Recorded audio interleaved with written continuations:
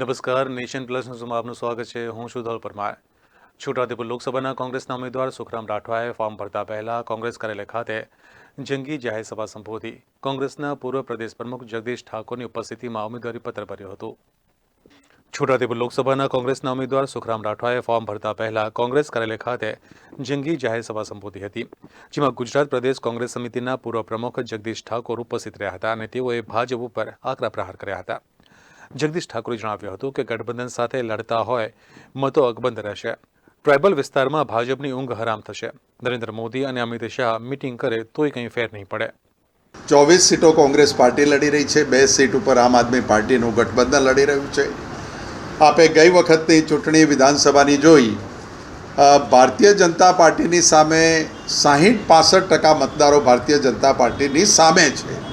એ મતોનું વિભાજન થયું અને એના કારણે કલ્પના ન કરી શકાય એવી અમારી હાર થઈ. આ વખતે અમે ગઠબંધન સાથે લડી રહ્યા છીએ. ટ્રાઇબલ વિસ્તારમાં જે મતોની વહેંચણી થઈ એ મતો આ વખતે અકબંધ જળવાઈ રહ્યા છે.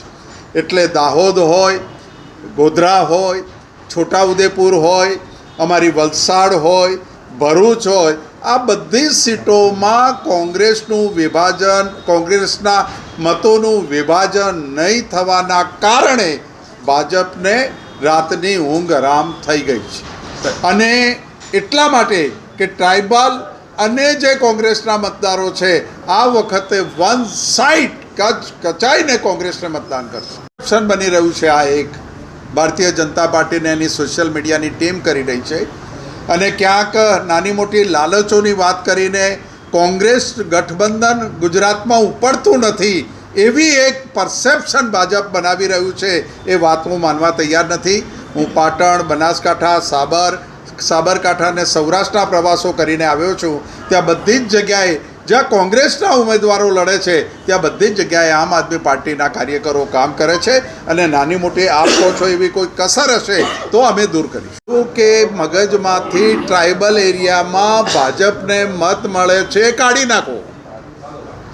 વિભાજન અટક્યું એનો અર્થ એ થયો કે જે મત આમ આદમી પાર્ટીને મળ્યા એ કોંગ્રેસના હતા અને એ વિભાજન બંધ થયું એટલે અકબંધ આ મતો કોંગ્રેસને મળે. ત્યારે મિટિંગ કવર કરવા આવ્યા છો, ઉમેદવારનો રાઉન્ડ પણ તમે જોતા હશો. કોઈ 2-5 લોકો કે 2-5 મોટા માથા જવાથી પાર્ટી ખતમ નથી થતી. ભૂતકાળમાં કોઈ પણ પાર્ટીમાં દિગ્ગજો જ્યારે પાર્ટી છોડી તો પણ એ પાર્ટીઓ ચાલી છે અને કોંગ્રેસ એ કાર્યકરોની પાર્ટી છે. લાખો અને કરોડો કાર્યકરો, ઘરે ઘરે કોઈ ગામ તમને એવું નહીં મળે કે જ્યાં 30-40% કોંગ્રેસનો મતદાર નહીં મળે, કાર્યકર નહીં મળે. કોઈ 10 ઘર એવા તમને નહીં મળે કે જ્યાંથી 5 ઘરના લોકો કોંગ્રેસને મત નહીં આપતા હોય. આપને કહું, નારાયણપુરા અને એલિઝબ્રિજ જેવામાં અમને 200 કાર્યકર નથી મળતા પણ 40-40 હજાર મતો મળે છે. એ જ બતાવે છે કે કોંગ્રેસ મતદારોથી અને કાર્યકરોથી ઉજળી છે, માત્ર નેતાઓથી કોંગ્રેસ ઉજળી નથી. કોંગ્રેસ કાર્યાલય ખાતેથી સુખરામ રાઠવા ઉમેદવારી પત્ર ભરવા માટે ઢોલ નગારા સાથે નીકળ્યા હતા અને જિલ્લા સેવા સદન ખાતે પહોંચ્યા હતા અને ઉમેદવારી પત્ર ભર્યું હતું. આજે હિન્દુઓનો આસ્થાનો દિવસ, નવરાત્રિની આઠમ ને આઠમના દિવસે અમે ભારતીય રાષ્ટ્રીય કોંગ્રેસ પક્ષના ઉમેદવાર તરીકે, ઇન્ડિયા ગઠબંધનના ઉમેદવાર તરીકે પાર્ટીએ જે મારી પસંદગી કરી છે એનું નોમિનેશન ફોર્મ માનનીય કલેક્ટરશ્રીની ઓફિસમાં રજૂ કર્યું છે. મને વિશ્વાસ છે કે આ 21 સંસદીય મતવિસ્તારની બેઠક કોંગ્રેસ 101% જીત મેળવશે.